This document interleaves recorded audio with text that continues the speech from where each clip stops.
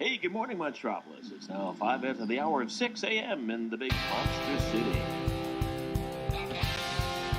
Come on! Let's get pumped! I'm not drinking any fucking Merlot! What can I say? The camera loves me.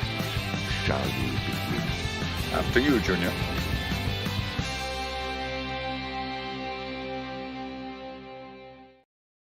Hello, everybody. Oh, I didn't take the thing down. Hello, everybody, and welcome back to Multiplex Logged It. I'm your host, Kaleb Boatman, and today we got a fun episode for you in honor of Air and Tetris, and I think they're making a movie about the Blackberry with Dennis from It's Always Sunny.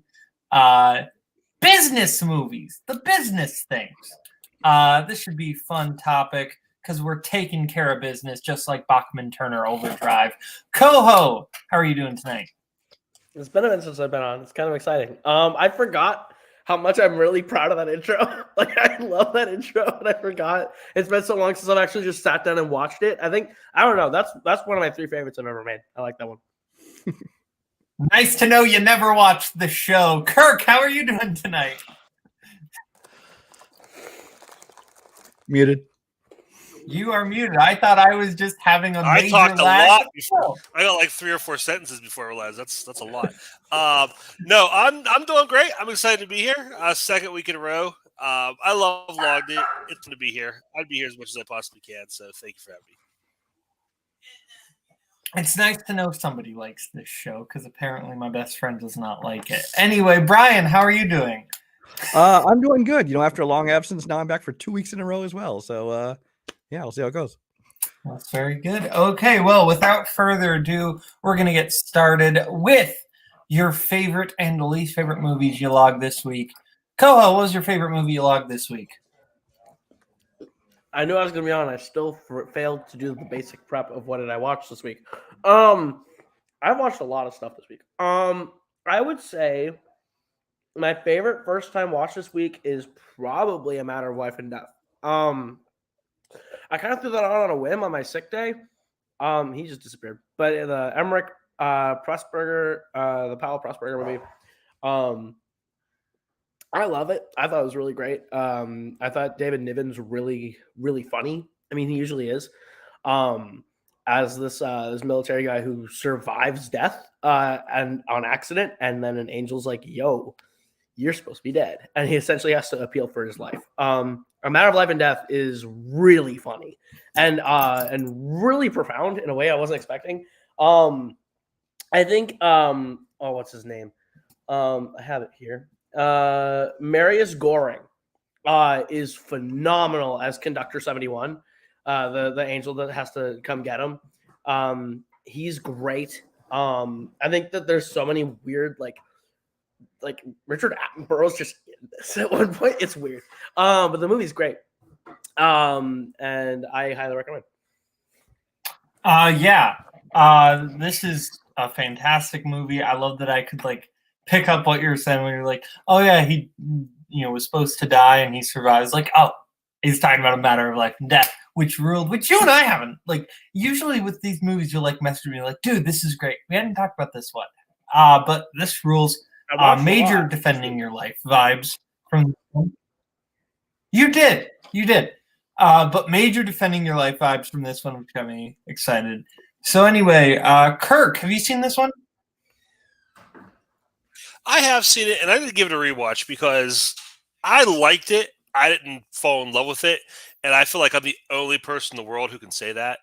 So I want to go back and give it a rewatch because it sounds like there's something I'm missing. And again, I'm not saying it sucked or that it wasn't a good movie. I didn't click for me like it did for everybody else. That's fair. Brian? Oh, I think you're muted as well, Brian. You're muted, Brian. You got further than I did. Now it's my turn. Yeah, honestly, I've never even heard of this movie. And I'm not huge on classic movies like a lot of people are, but David Niven's one of those people who I really liked a lot of the stuff that I have revisited recently. Like when back and watched Bedtime Story, which is the movie that Dirty Rotten Scoundrels and The Hustle is a remake of. It's him and Marlon Brando. So I mean, I really like him when he does some of these more lighthearted comedy kind of stuff. So I'm interested to watch this. That's fair. I forgot that Bedtime Story was a movie that existed because, like, a long time ago, I was gonna like, I need to watch that because I love Dirty Rotten It's Scoundrels. actually kind of fun. And then I forgot. Yeah. Yeah. No, I want to check that out. Anyway, though, yes, great movie. Kirk, moving on to you. What's your favorite movie you logged this week? Sure. Ever since The Irishman, I've been a real Stephen Graham fan. I really fell in love with him in that movie. I think he did a great job holding his own against some like very heavy hitters in that film. And so I've been kind of searching his stuff out ever since then. And I stumbled upon a movie called Boiling Point from 2021. This is a movie. He plays the head chef at this this fancy restaurant. It's just basically about a night of everything that's happening, everything's going wrong with him, with his staff, his employees, the business. And so I turned it on, and I'm watching. The movie opens with him walking to the restaurant on the phone with his son, and you get from the gist of the conversation, his life isn't exactly in great shape, from just when he's talking to his family. So camera follows him into the restaurant, follows him through the down through the dining room into the kitchen. I'm like, they haven't cut yet. And I'm watching, and I realized this is going to be one continuous take. And we talked about this last week. Too late. One continuous take is all you need. You do one continuous take, and I'm on board. So this is just a really fun movie. Like I said, it's like a ballet because it's a very confined space. The geography of the set is not like conducive to this kind of shooting. And so it's a lot of people, just like in a restaurant, you see people, moving around, trying to get around each other, start with trays of food, and just everybody's busy doing their own thing. And it just really portrays. I had one job in food service out of high school, and I never wanted to do it again. But having friends and family members who like live that life, that seems like a very accurate portrayal of just how somebody's your best friend 1 minute, then your enemy, then your best friends again, and just dealing with everything. And Stephen Graham is fantastic. The supporting cast is really good. It's about 90 minutes long, and I don't say this too often. I wish it was longer. I could have watched the whole shift. Just because there's certain things, there's wait staff, there's customers, a lot of people, you only get little glimpses of them, and I'm like, I want to see them more, show me more what's going on with their night. So that's my really only complaint about this movie, is that it's shorter, it understayed its welcome, which is probably better than overstaying it, but still a really great movie, and I had a lot of fun with it. I agree with you completely, Kirk. This is one of those ones I kind of just discovered really by accident from last year, or not last year, but I watched it last year in 2022, early 2022. It's like, this is interesting. This looks interesting. And then, it's phenomenal.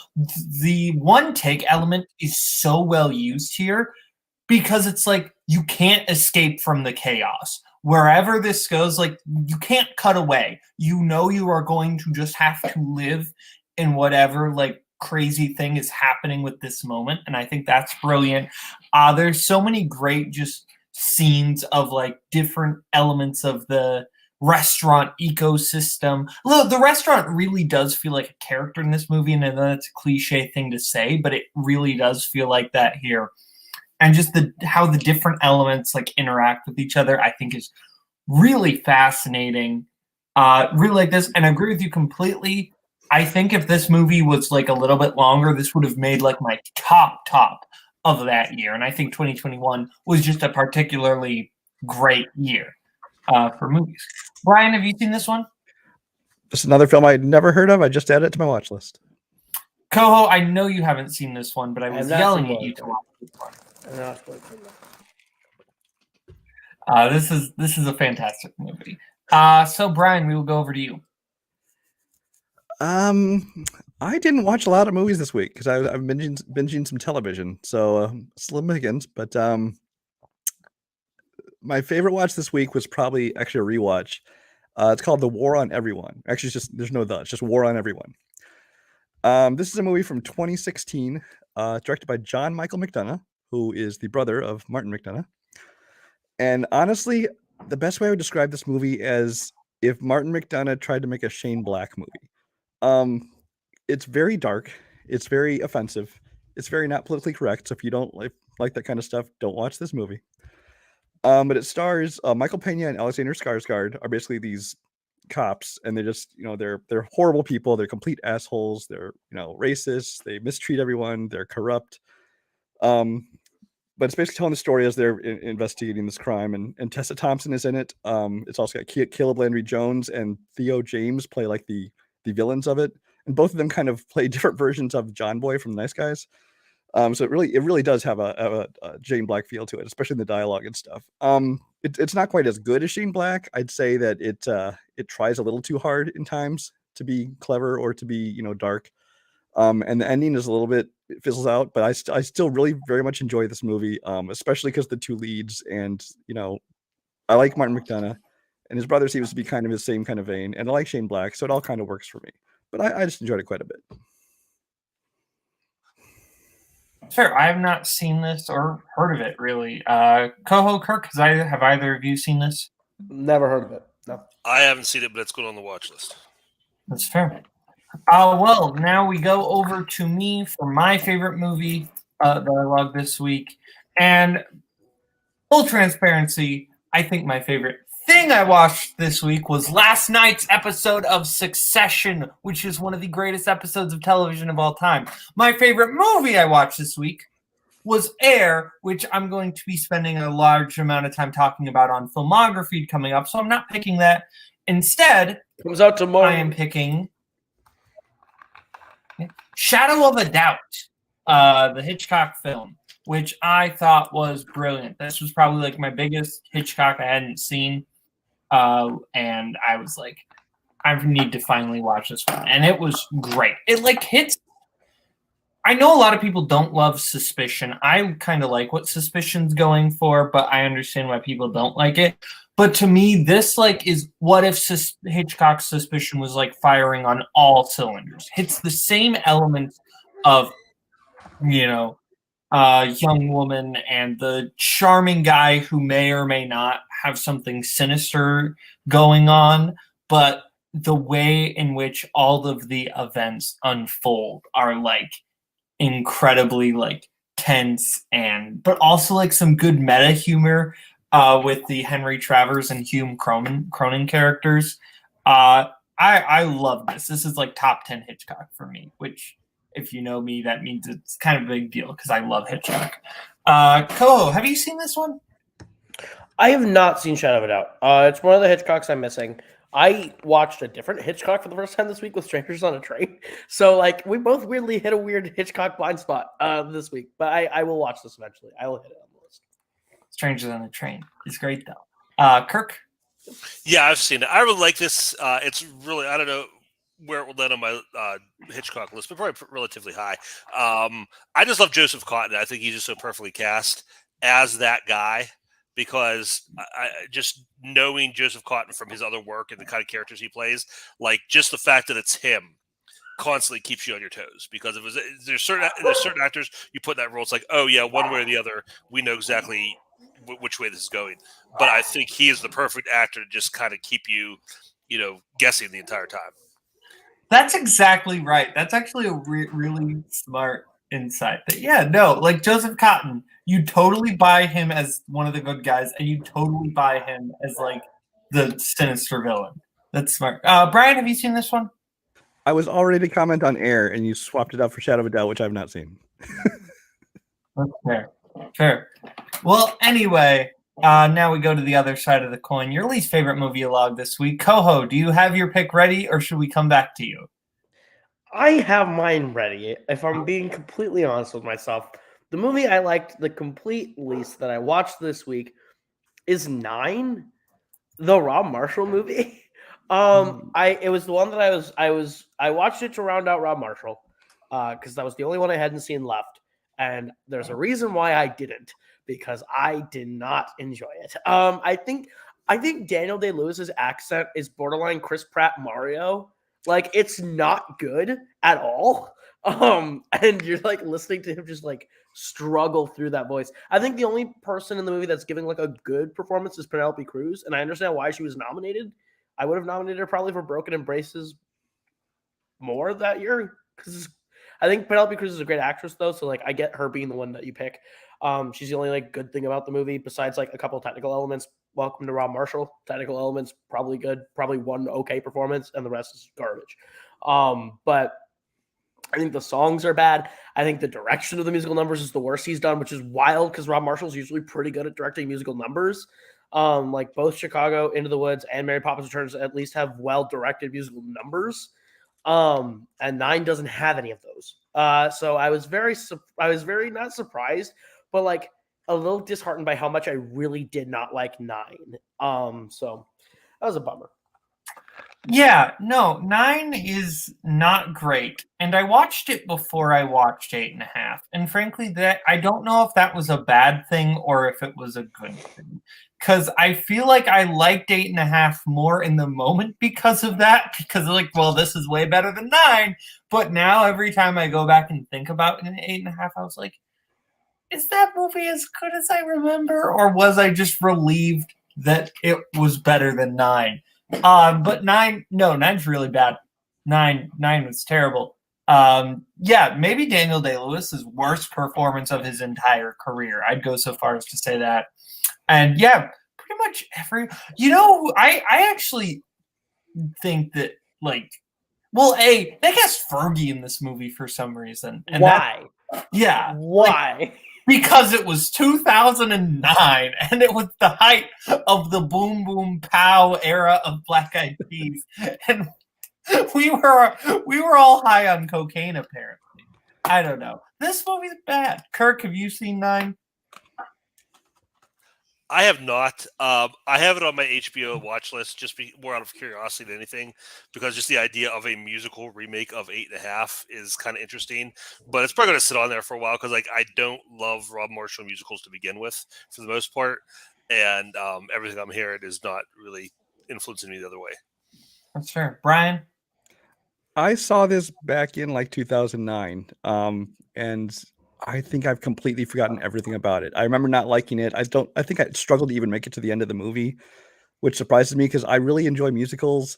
And Rob Marshall, I like Into the Woods. I really like Chicago. Mary Poppins Returns I don't love, but I definitely enjoy it. It's pretty decent. And it's got such a great cast. But yeah, this I just remember just disappointing the hell out of me. And I've not seen 8.5, but 7's good. Yeah, fair enough. What about 9.5 weeks? I've seen that, yeah. And another 9.5 weeks. Anyway, so we will move on now. Kirk, what's your least favorite movie you love this week?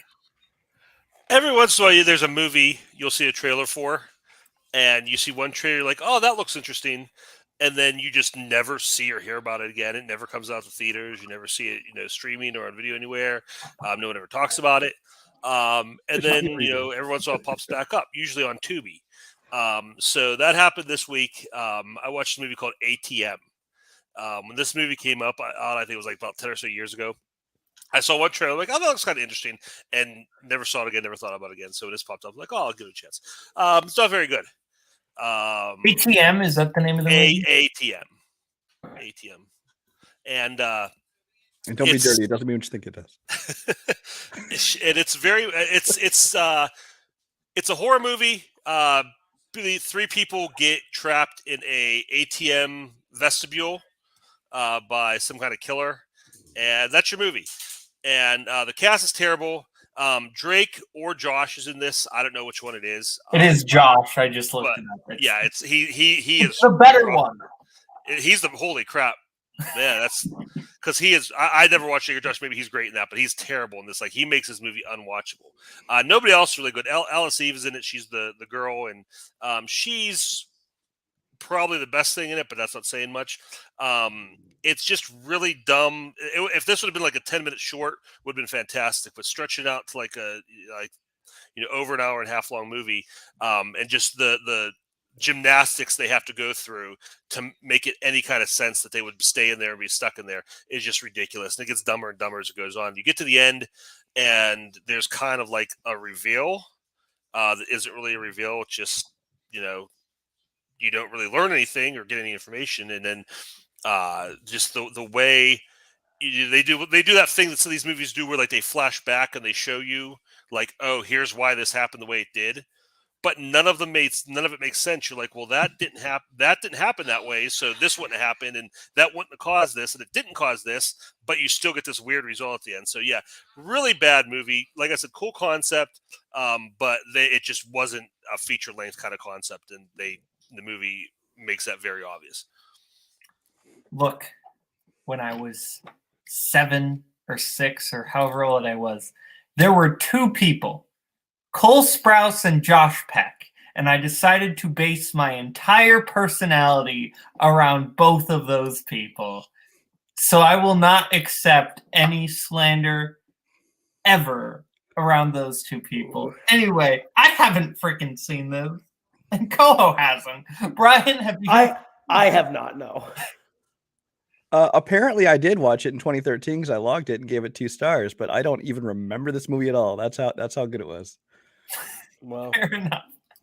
Well, anyway, Brian, over to you. All right. Again, there wasn't a lot to choose from this week. I didn't watch anything that was actively bad, but one that was just dreadfully boring and forgettable was the 2000 version of Get Carter, starring Sylvester Stallone, the remake of the Michael Caine movie. Yeah, like those early 2000s were kind of a weird area for Sylvester Stallone because it was like, he just got out of the 90s where he had like Demolition Man and Cliffhanger and, even Copland, some of these movies. But it was before he got to that last half of the 2000s where he decided to just go back to the well and make another Rambo and make another Rocky and, move into Expendables, things like that. So he was putting out a lot of stuff like this one and Driven and some straight to video movies like Detox and stuff. And he just like, I think he was trying to find himself in like this new era of his career.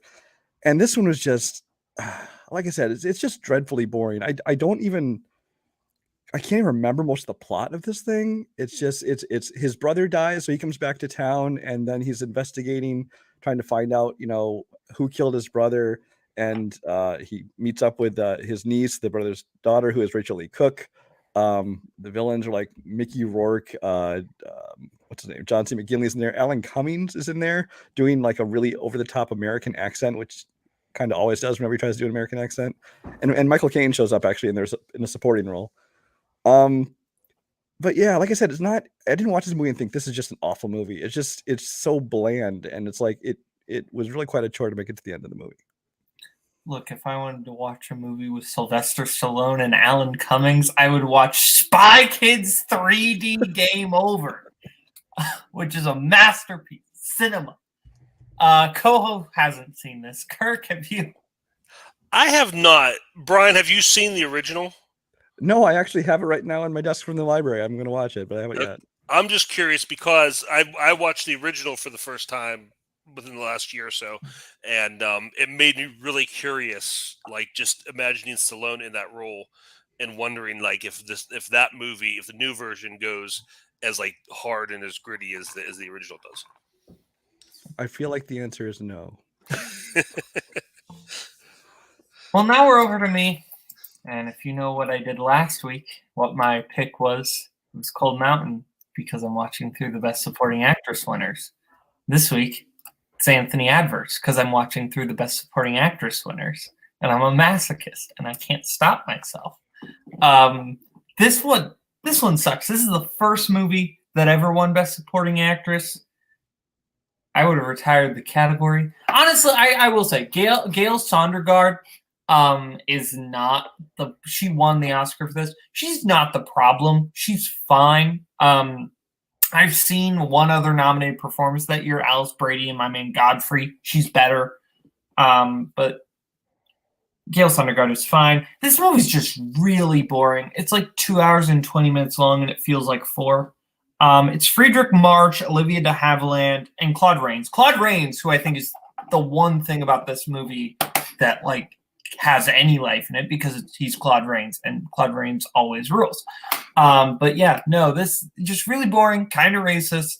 Bad time. Don't watch it. Don't follow my awful example. Has anyone attempted to watch this? Again, never. Matter of fact, no, I haven't seen it. The only time I ever heard of this, the first time I heard of this movie was when I started studying Best Supporting Actress, and my only thought was, what a terrible name for a movie. And that's really where I stopped thinking about it. And the funny thing is, there are 2 people named Anthony. That's just the name of the guy. And there's 2 characters named Anthony Adverse in this movie. Like, he literally names his son after his own terrible name. Awful movie. Anyway, that gets us through this part of the show. Time to go over to the meat and potatoes, which is business movies. Koho, start us off. So, like you, I'm not going to talk about Air. At least I'm not going to be the one that brings up Air, because we have filmography coming out tomorrow where me and you are going to break that movie down for an hour straight in depth. So instead, I'm going to go with a different business movie, because when Tim was like, "Hey, we're doing business movies," I was like, "What is that?" And I went with Draft Day, which is one of my favorites. Draft Day is not for everyone. It's not even a realistic football film. But it's the thing that makes you fall in love with football in the like drafting aspect. Like, I love how much fun this movie has with the concept of Draft Day and how crazy it can be. It captures the spirit of the chaoticness of Draft Day without being realistic whatsoever, and I think that's fine. I think that like not every casting choice in this movie is perfect, but I think they all get the job done.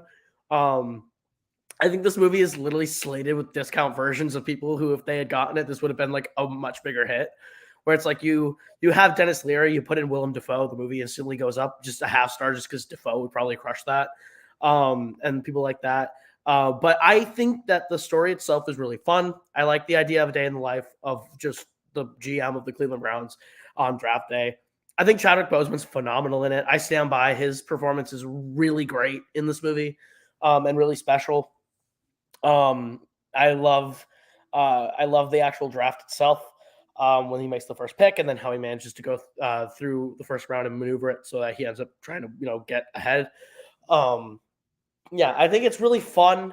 I don't know if it's the most accurate side of the NFL business, but I think it is a shot of pure adrenaline when he calls the Seattle Seahawks back up, and he's just like, "You pancaking motherfucker." And it's just awesome. I think that movie just ends on such an awesome high note. So, movie's great. The complaint everyone has about this movie is, well, the drafting doesn't make any sense. It's not like real football. I don't care. The complaint everyone should have about this movie is that Kevin Costner is a block of wood who can't act and is a charisma vacuum who sucks. He sucks. But no, Kevin Costner's bad. The rest of the movie is actually pretty good. I don't know how a football works, so I don't care. So I'm able to just enjoy the movie for what it is, and I like what it's going for. I like the concept of it. I like the fact that it's basically Moneyball boiled down into one day, and I think that's a fun concept. I think if you replace Michael Keaton or replace Kevin Costner with Michael Keaton, that movie is a great movie. Because I would love to hear. Because that's the thing. That final trade scene is a great scene, but Kevin Costner's like just giving them nothing. And like you give that same monologue to somebody who is actually like doing can actually emote. That instantly hearing Michael Keaton like subtly lisp out the words "pancake eating motherfucker" would be the greatest thing in the world. I would literally die. Would be amazing. Somebody needs to cameo Michael Keaton and force him to say the Draft Day monologue. Just deep fake him in the movie. Yeah, technology. That's right. Yeah, we can do that. Anyway, Kirk, thoughts on Draft Day? Yeah, I don't mind the unrealistic drafting in general. I do mind the unrealistic fact that the Cleveland Browns don't completely botch the situation like they would completely. Oh, they don't win next year. Yeah, they don't win next year. No, that's why they end the game before kickoff at the end, because they lose that game by 3 touchdowns. But no, and I agree with you, Boatman, on Costner. Like, I'm not a Costner fan. I think you and I see completely eye to eye on that. I do think they're squeezing a lot of blood out of the stone here, where like this is a strong performance for Costner. As far as Costner performances go, they get as much mileage as you're going to get out of him. The one thing I love about this, though, is it's just funny to me the different like philosophy sports movies could have. because the one big thing he focuses on in this movie is that nobody went to the quarterback's birthday. And that's like the thing the whole draft hinges on. But if you put that line at the scouting table in Moneyball, Brad Pitt kicks that guy out of the room for even saying it out loud. So that's what I love about like movies in general with sports movies, where like just you have like two completely different philosophies, but you could buy into both of them. I've thought about that before. I was like, that's a fair point. Brian, thoughts? Yeah, no, excuse me. I enjoyed this movie. I've heard some people like really rave about it. They just love the hell out of this movie, and I know it gets asked about in trivia a lot and stuff. But it's one that I enjoyed when I saw it. I've never really had the urge to go back and rewatch it. I think that Kevin Costner is probably really good casting, just in that whereas like the players and even some coaches tend to be have great personalities and stuff, and like they're talking to the press, things like that. When you get into the head office guys, they are all pretty much blocks of wood, and when you're talking to them and stuff, so it's probably really accurate casting, but that doesn't make for an entertaining movie to watch. So I would agree with you on that. Also, Roger Goodell not being booed off the stage at the start of the draft, the most unrealistic thing. That was part of his like agreement to be in the movie. I have to. That was in the contract. He's like, you don't get to boo me at the draft this year, and it was like, that's not. You don't get to use the NFL's name if you don't do that. I mean, right. Wait, is that something that actually happens? Where that is every time the draft starts and Roger Goodell walks on stage, he is booed viciously. People, the NFL, I would just embrace that. We don't like Roger Goodell's an idiot. Like the commissioner of the NFL is not liked by anyone. Except the people in the NFL. So now I'm just imagining he was like, this is my chance. I can just live in a fantasy world where people like me. Yes. Ask them to like record his like from just a known angle and just record that entire just part of people cheering. And he just like plays that. He probably does. He probably plays that one clip of him in draft day as like his motivation to go to work. Roger Goodell is not good at his job. That is very funny to me, and I did not know that. Anyway, you should watch the actual like first pick. Just watch the first pick of the NFL draft this year and watch, because that encapsulates exactly what the whole draft is. Here's the thing: if I'm going to watch anything football, I probably should just start watching the drafts just for fun. I think you would like the draft because the draft is actually kind of fun. I like the draft. Anyway, Kirk, your first pick.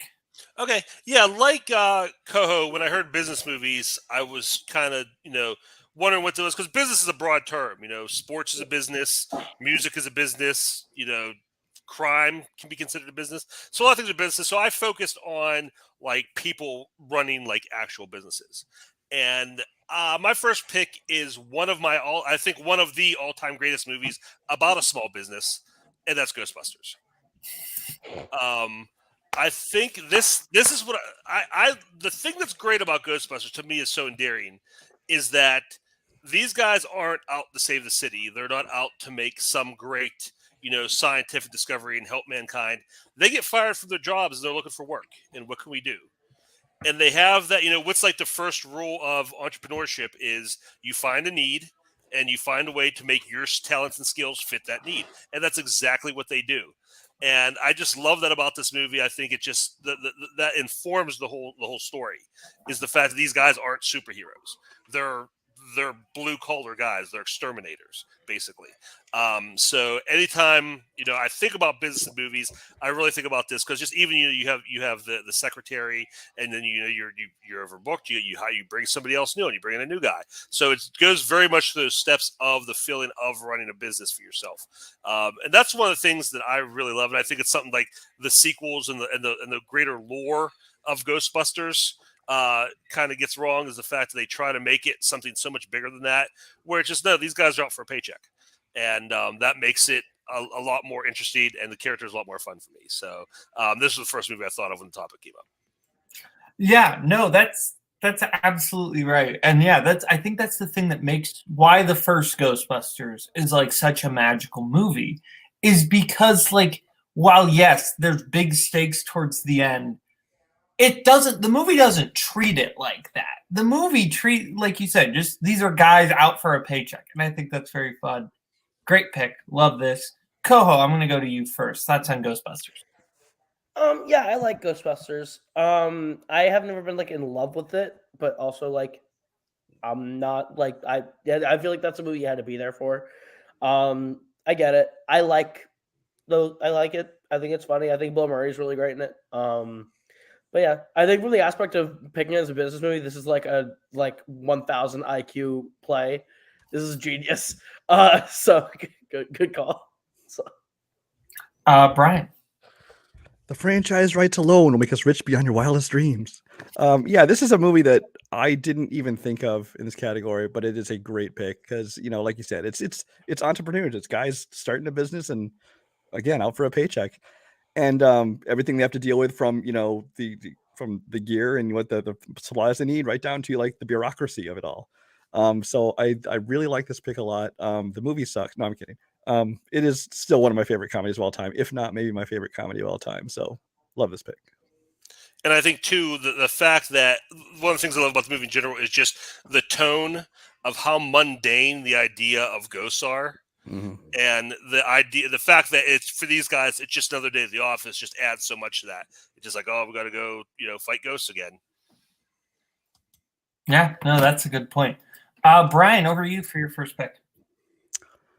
I am going to go with one that surprisingly I think you guys are all kind of lukewarm on, but I like it. I'm going to be the weird one to bring up the Hudsucker Proxy, Coen Brothers movie. This is one of my top 3 or 4 Coen Brothers movies. Largely because I tend to like their comedies more than their dramas, so those tend to rank higher to start with. But this is just one that I really enjoyed. Is the Coen Brothers back before they got, they had made some kind of serious movies before they got making like Oscar contenders, things like that. It was just kind of whimsical. It was fun. I love that the era they picked to put it in. And I mean, especially like, I know Kirk hates this. You got Jennifer Jason Leigh talking in that mid-Atlantic accent, like the old Katharine Hepburn movies. I love that voice she's doing through the whole movie.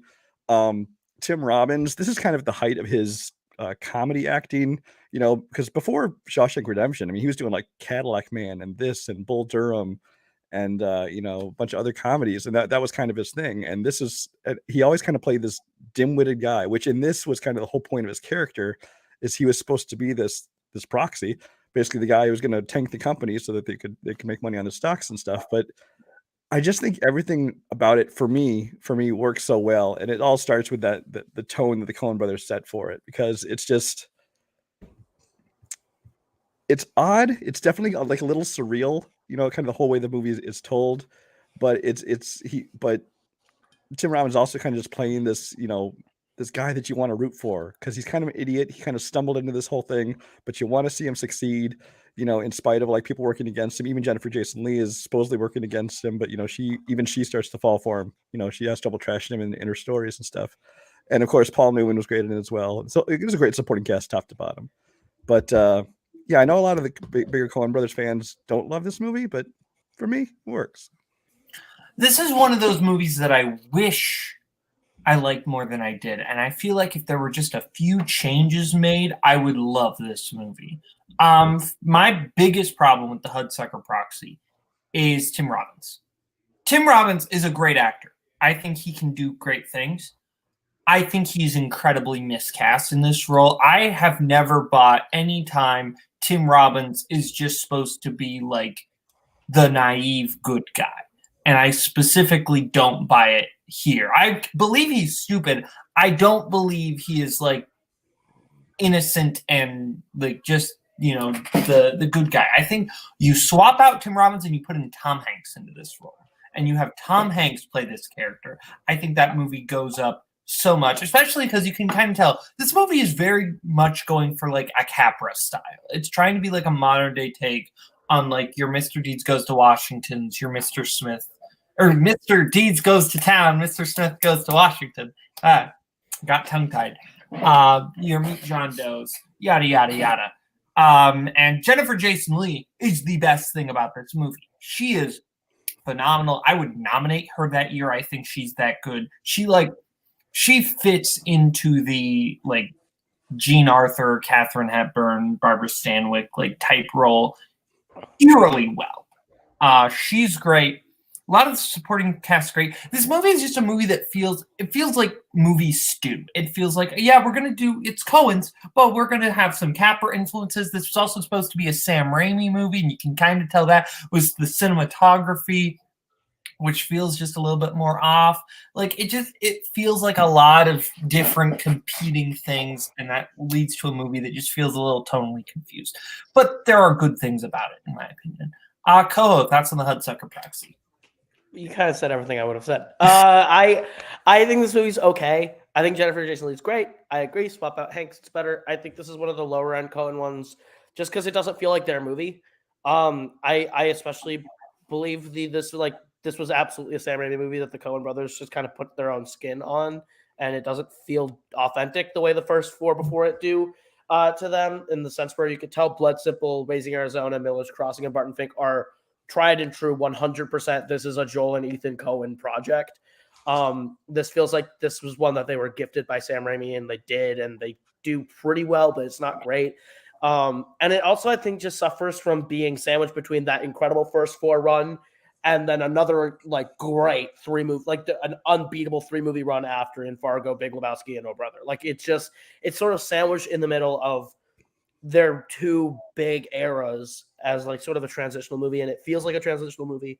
I don't think it's bad by any means. There are things about it that I do really like. I do like the technical aspects of the cinematography. I do like Paul Newman. I do like Jennifer Jason Leigh.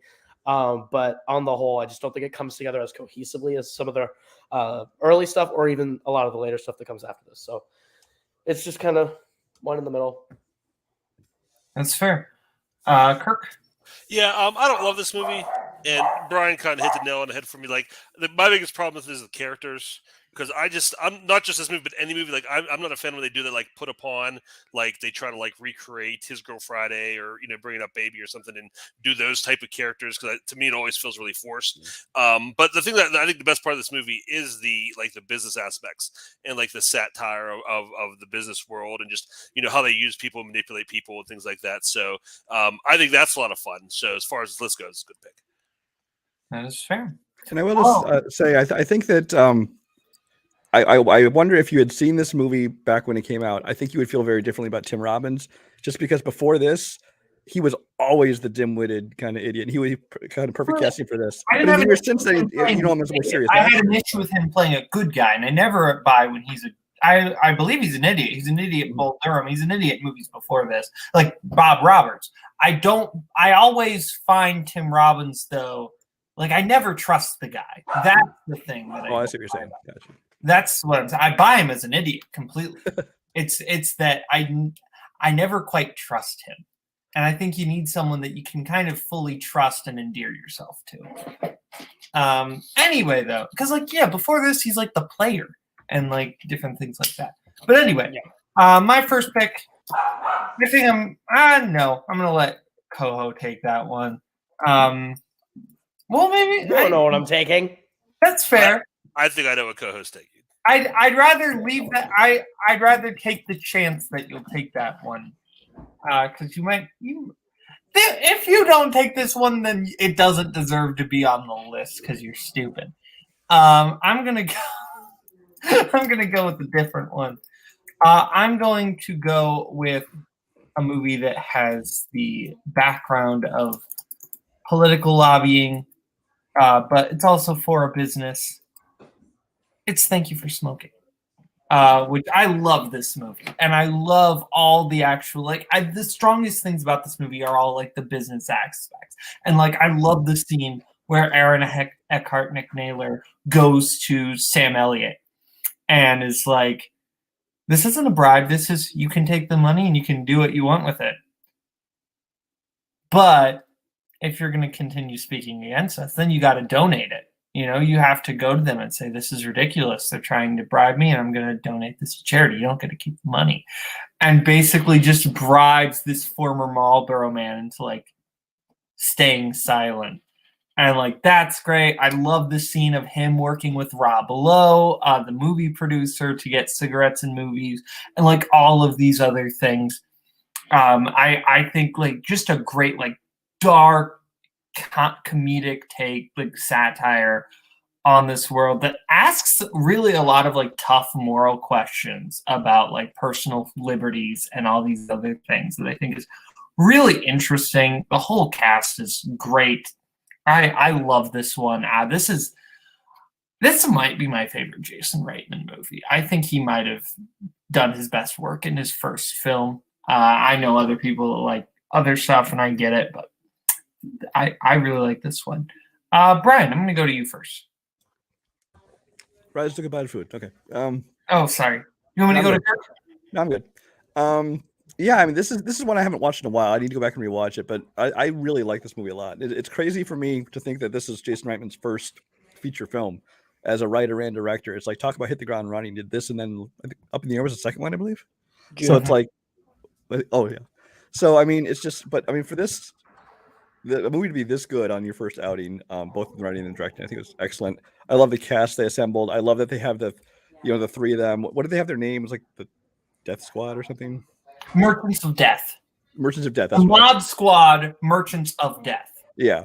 Yeah, I just love like how they kind of had their little thing that they where they meet up all the time, and that was kind of fun. And just yeah, this is one where I think the characters are the strength of the movie, because it's just, I think that the whole political lobbying thing is more just kind of the backdrop upon which you lay all these characters and just enjoy the fun of it. That's fair. Kirk? Yeah, I'm the same as Brian. I saw it when it came out. I haven't watched it since. So I do want to rewatch it because I don't remember all the details, but I remember really having a good time with it. And yeah, just that tone of just the absurdity that this is really how it works.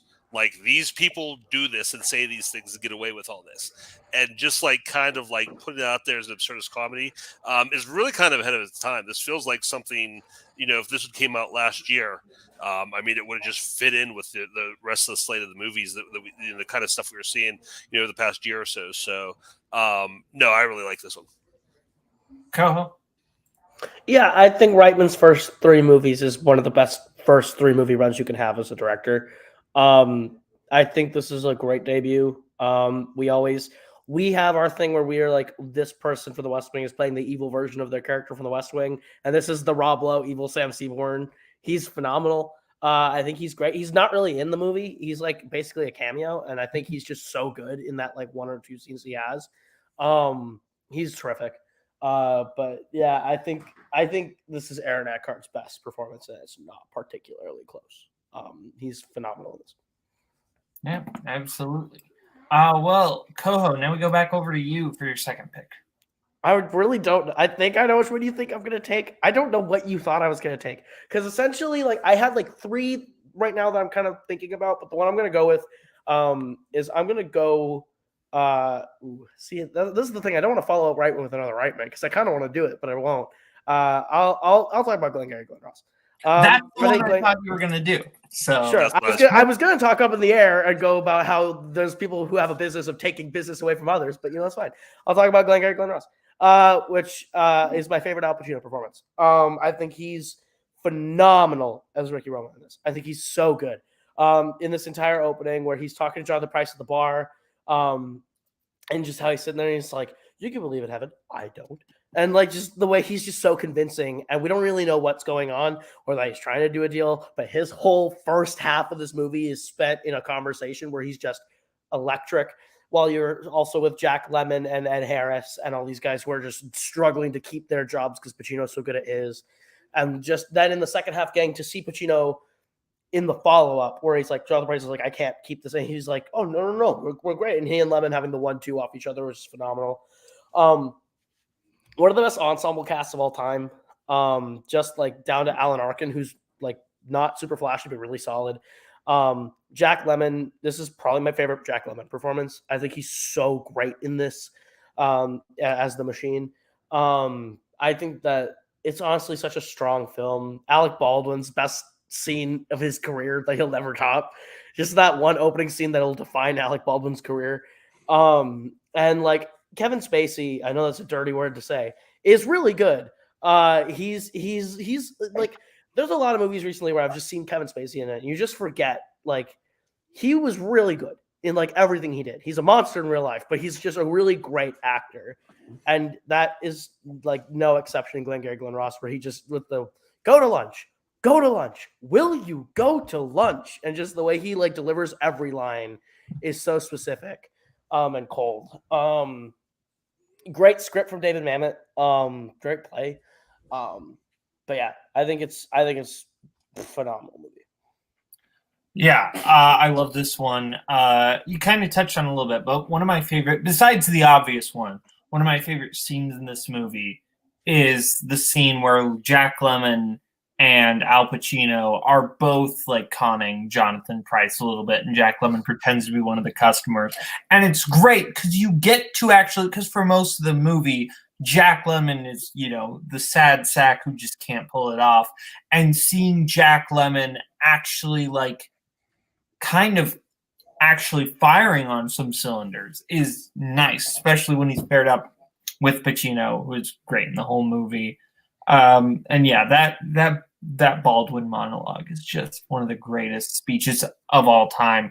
And the fact that was not in the original play and was added in later is great too. So yeah.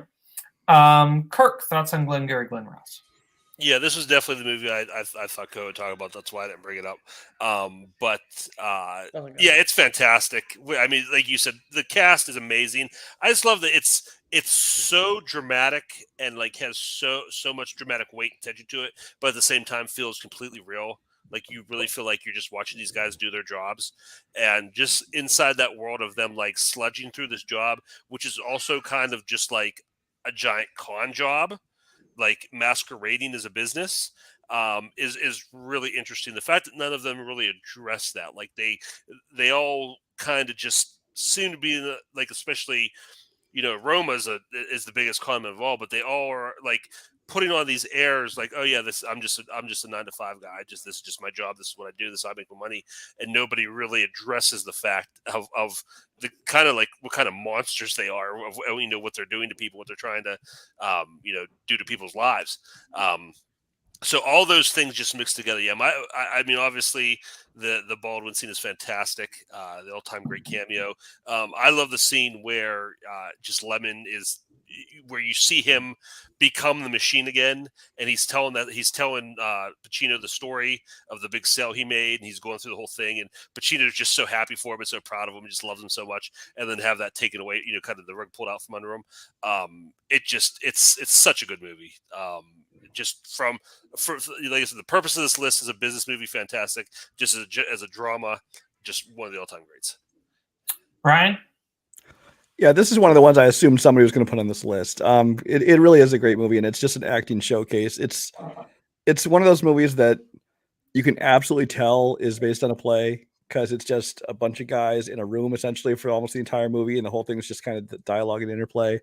And that's not a bad thing. It's just when done well, I think it can make for a real you can get real invested in it. It can be a real exciting movie. I started watching when I was getting ready for this topic, I started looking back at other possibilities, and there was a movie I remembered seeing called The Big Kahuna, which was also Kevin Spacey was in it. It's also based in a play, and I remember liking it. So I'm like, oh, I'll start watching that again and see if that's what I want to bring up. And it wasn't nearly as good as I can remember it. You could tell it was based in a play, because it was just like three guys in a hospitality suite, and it just didn't grab you the way that something like this does, where the whole time you're in, you're invested in this movie, and it has a lot to do, I think, with all the actors, but also, I mean, it's David Mamet, so it's gonna be good writing. Yeah. So now we move on to you, Kirk. I'm going to go with another pick that isn't necessarily you would look at and say, oh, this is a movie about business, or a business movie, more of a crime movie. But it definitely does revolve around a business owner and his business. Movie I talked about on the show a couple weeks ago, but I want to bring back up now for this because I think it really applies. The Killing of a Chinese Bookie. It's a movie. It is a crime film. There's a little bit of a caper element to it. But at its core, it's about this character played by Ben Gazzaro named Cosmo Vitelli, and he runs this little seedy nightclub called Crazy Horse West. And the thing I love about this movie is the movie makes no bones about just how small time this guy is and how small time his business is. But at the same time, this business means everything to him. This is his life. He's built everything around it. He's staked everything on it. And just to see him go through, he gets up on stage and, he plays the host and the manager, and he's like, tries to make it like this big thing. And he has talked to his regulars who really don't know who he is. And he tries to relate to his employees, and, you can tell they don't really have that kind of relationship.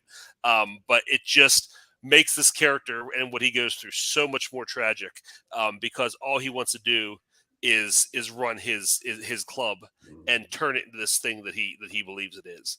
And he has this great speech about it at the end, and he's like pumping up his his girls, his singers and his dancers, and kind of getting them all into it. And like he only associates with people from the club, like he dates all the girls in the club and everything. That's his entire world, and it's just this tiny little sleazy nothing place, and everything he goes through to keep that going and to make it survive is just makes him so much more, like I said, of a tragic character, because you see the movie does not try to sugarcoat it all. It's not one of those movies that's like, oh, you're seeing through the main character's eyes, so it's as important to you as to him. It's like, no, the movie shows you very naked how unimportant and how small this guy is, but it's everything to him, and that's just endears you to the character. It makes him so much more sad. This is my favorite of the Cassavetes I've seen. I really like this one. Just the sleazy 70s leisure suit feel to this character is really what is so magnetic about this movie. Great film. Fantastic pick. Brian, Koho, have either of you seen this? Nope. I've never seen this, but it's on my watch list. That's fair. You would like it. Anyway, Brian, over to you. I was trying to determine what counts as a business film, but once you said Ghostbusters, stuff like that, I'm like, you know what, I feel safe bringing this one up.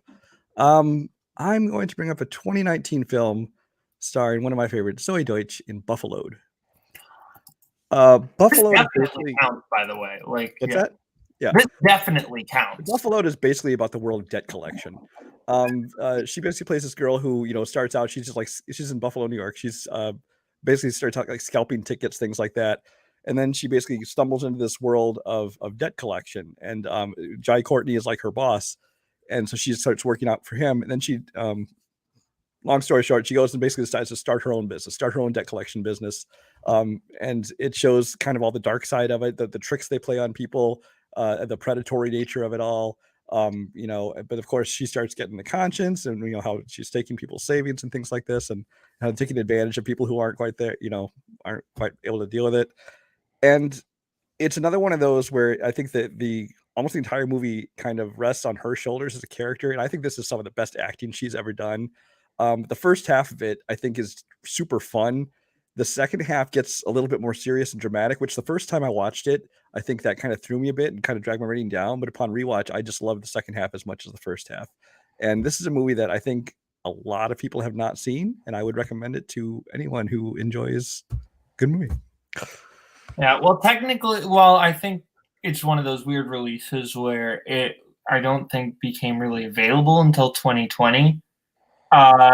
Which is the reason I was just looking at Letterboxd, but it came out later. Yeah, but the reason I bring that up is because there are so many movies. I was talking to Koho about this. There are so many movies that I loved in 2020 that I am terrified to rewatch because I don't know if I really love them or if it's because I had pandemic brain and it was a new movie that I could watch. So I don't know, but I remember really loving this at the time. I remember being shocked at Jai Courtney's performance because, like, if you remember the mid 2010s, Jai Courtney was like the go-to "this guy sucks," and he's like very good in this. Zoe Deutsch, they tried to make him the hero, and here they smartly made him the smarmy asshole, which fits him. Yeah, like that's the thing. It's just that he's been miscast his entire career. That's the problem. Zoe Deutsch, I think, deserved a nomination for this. She's great. And yeah, just kind of the way this world of debt collecting works, and you kind of see how Deutsch approaches it from a different angle. And I think that's really fascinating. I'm scared to rewatch this one, but you talking about it again kind of makes me want to. Koho, Thoughts on this one? We talked about it before where it's like I'm so scared to go back to a lot of movies from 2020 just because I don't know if I like them now. There's like a weird, not nostalgia, but like a weird it's like I don't want to go back. It's like anti-nostalgia. I just don't want to go back to that movie, even though I know I liked it back then. And from what I remember, I really enjoyed this 2 years ago. I thought Deutsch was phenomenal. I think I was the one who told you to watch this, Boat. I really enjoy the conning aspect, and I think Deutsch just running that shit is really fun to watch. Deutsch is an actress who I really love that I think deserves more like big work, and I think that she's gotten some of it. I think she's great in that show, The Politician, which I don't know if we'll ever get season 3 at this point, but she's great in it. And like she's great on this, and she's great in a lot of the small movies. There was a movie she did last year called Not Okay, where she was really great. And I'm really like that movie is wild, and I recommend that one too if you like Buffalo. Zoe Deutsch, Supremacy needs to be a thing. She's great. I did just look at Koho's review of it, and he put it perfectly. It's like The Big Short meets Molly's Game in the best way. That's a great description of it. That's true. Kirk, have you seen Buffalo? I have not.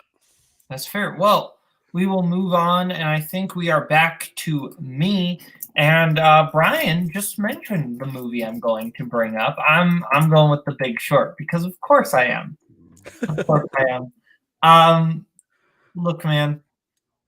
Some people like what they like. Some people like to watch action movies with explosions and different things.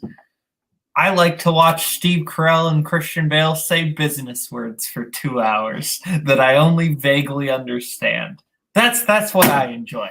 I really like this movie. I love the editing of it. I love the way this movie communicates the passage of time just by like flashing images from different like pop culture things of that era. I think that's like a really like interesting way to communicate that. I really love all of the performances in this movie, but in particular Christian Bale and Steve Carell, who I think are both phenomenal. I just really like so many of the different like ways in which they're all trying to figure out like this, and people just like give them the answers they're looking for, not because they there's like fancy maneuvering, but just because they're bragging. Like that's what's happening. Is they're just giving up this like very like easy information because they're showing off. Like they are like it's fascinating to me. So many great moments in this. I love this scene where Ryan Gosling's Jared Bennett is pitching to Front Point, Steve Carell's company, I think, or hedge fund or whatever. That's great. And it's like Jenga. Like that's great. All the cameos work for me. I really love this one. Koho, I'm gonna go to you first because I don't want to end with like your negativity. I don't hate this movie. It's like I don't hate it. I just think it's the most overrated thing Adam McKay's ever made. And I think that Adam McKay is a director who is not good. Generally speaking, is not a good director. I think he has some good stuff. I like sometimes he hits for me. I think Talladega Nights is a hit for me. I honestly think Vice is more of a hit than Big Short for me. I think that he makes movies sometimes that are great. I think this is fine. I think that this is Adam McKay at his most don't look up-esque Adam McKay-ness, which is like his preachy, hit you in the face, like, hey, idiot, you're dumb. And I understand he's like, this is how we were supposed to feel. I just don't like it. I can understand that's what he's going for. I just think it's a bad vision. I don't agree with this vision of what this movie should be. And you know what? That's fine. I think that Steve Carell's great. I think Ryan Gosling's great. I think Christian Bale being nominated is a joke because he's like okay at best. I think that Brad Pitt is like so he's like fine. Brad Pitt's like fine in this, but he's like also so weirdly like it's weird that it's him and he's here and doing this. It's like, why is Brad Pitt in this? I don't know. It's not a movie I like. I think Vice dunks on it. I think that Talladega Nights dunks on it. And I think there are better Adam McKay movies. I don't know. I honestly think Margin Call does this idea better than it. Having rewatched it, I think Margin Call is a better version of The Big Short. Albert Brooks, happy thoughts. Albert Brooks on an island eating. Margin Call also has a better cast, by the way. Just saying. Shut the fuck. It does. Stanley Tucci in Margin Call is better than anyone in The Big Short. Okay. So now that that's I gone, have control. well, I also do. Anyway, this is from my show. Anyway, Is it? you're stupid. Kirk, go ahead. I saw this once when it came out, and I remember liking it. And I think my view of Adam McKay since has unfairly colored my opinion of this movie. So I definitely need to go back and give it a rewatch. That's fair. Brian? Oh, you're muted again. Yeah, I'm sorry. Yeah, I've never really been that big on this movie, but it's one of those where it's not because of the movie, it's just because of my tastes. I mean, because like I don't get into it. Honestly, I don't even understand the whole world of stock markets and shorting and all that kind of stuff. And even they put that scene in there with like, Margot Robbie in a tub trying to explain it to me. All I'm looking at is Margot Robbie in a tub, which I don't mind at all, but I still didn't understand anything.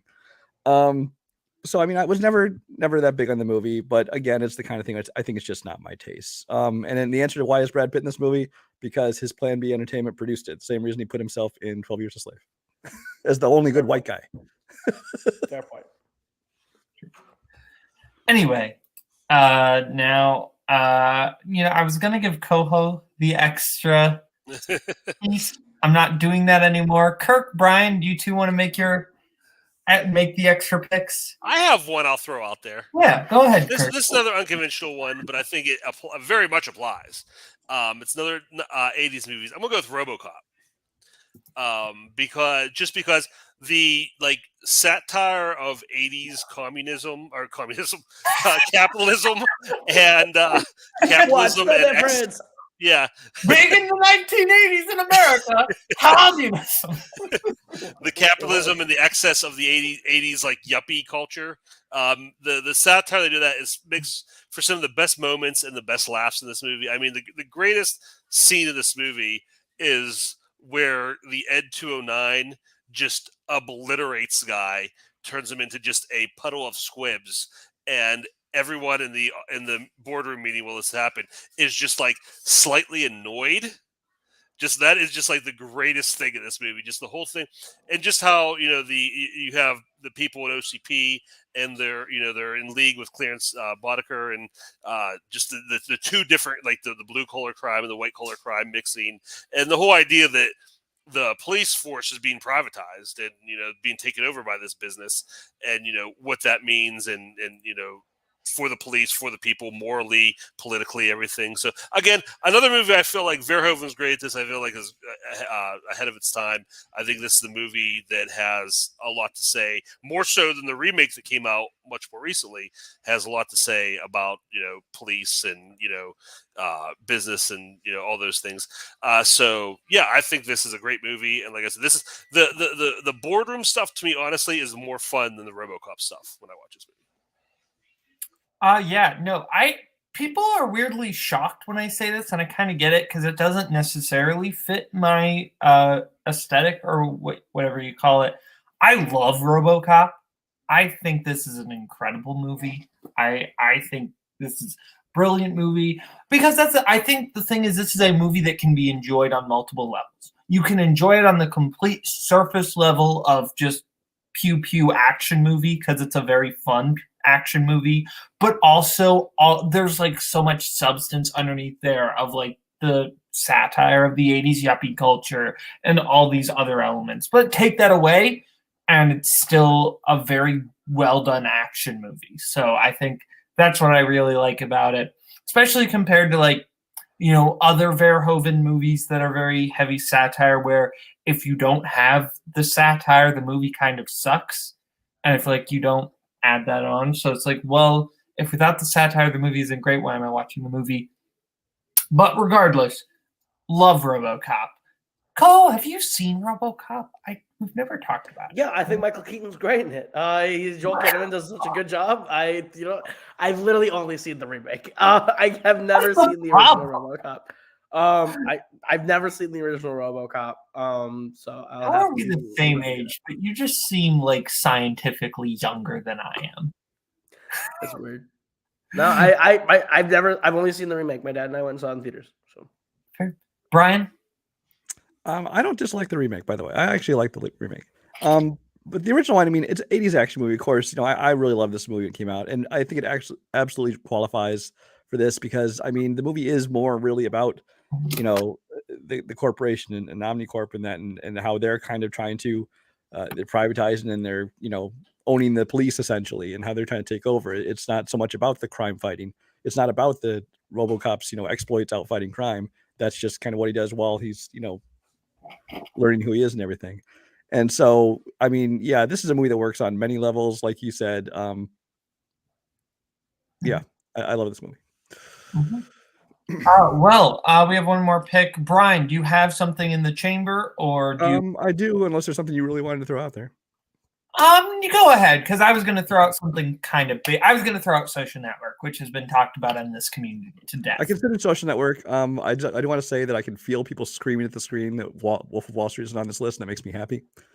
But I'm going to include one that's another obvious one, but I want to have it on this list because this is the ultimate office movie for me, and that is Office Space. I worked in an office for a year and a half. I worked before that in retail, and after that in different retail, and I've gone into other jobs, things like that. But during that year and a half I worked in an office, this movie came out, and it was just perfect timing for that time in my life because everything in this movie is exactly right. Anybody who's worked in an office knows how everything they got so right in this movie is what makes it so much fun. From the bureaucracy to how many different bosses you have to the different reports and all these kind of things going around. Mike Judge, this was his first live action movie. I still think it's his only great one. He had some other ones that were amusing, but I think this one was just kind of such a classic. It just hit all the right notes. It's got a cast full of essentially B-list actors. There's not really any big name. I mean, the biggest name at the time was Jennifer Aniston, and she's just a supporting role in this movie. But that's the kind of cast I like. It's not some big star at the center of it who's kind of taking all the attention of the movie. It's just kind of this cast of who you can see as like normal people. But and a lot of the supporting characters especially are kind of what steals the show. I mean, the main character, I mean, he's still funny, but he's kind of the straight man around whom like all this crazy stuff is happening. He's trying to be the sane person in this insane world of business. And Office Space, like I said, it's just the right movie came along at the right time, and I found everything in it hilarious. Yeah, it's funny that you bring this up right after Kirk brings up RoboCop, because one of my favorite double features I've ever done is watching RoboCop and Office Space back to back as my evil corporations double feature.